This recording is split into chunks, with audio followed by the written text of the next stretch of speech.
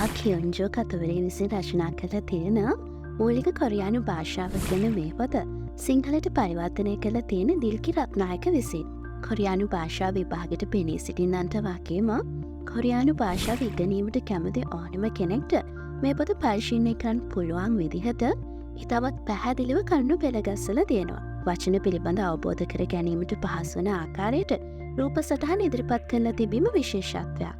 මේ පොතේ කොරියානු භාෂා විභාග සඳහා උපදෙස්, කොරියානු හෝඩිය සැකැස්ම සහ විභාග අපේක්ෂකයන් අනිවාර්යයෙන්ම අධ්‍යයනය කළ යුතු වචන සහ වාක්‍ය ඛණ්ඩ වශයෙන් මූලික කොටස් 3කට බෙදලා දක්වලා තියෙනවා. කොරියානු භාෂා විභාගයට පෙනී සිටින අපේක්ෂකයන්ට අවශ්‍ය වගේම කොරියානු භාෂාව ඉගෙනීමට අවශ්‍ය වන වචන මේ පොතට අන්තර්ගත කරලා තියෙනවා. පිටු 224කින් යුක්ත මේ පොත ඉහළ ගුණාත්මක භාවයකින් යුක්ත කොරියානු භාෂාව පිළිබඳව පුළුල් දැනුමක් වට ලබා ගන්න පුළුවන් පොතක් විදිහට හඳුන්වා දෙන්න පුළුවන්.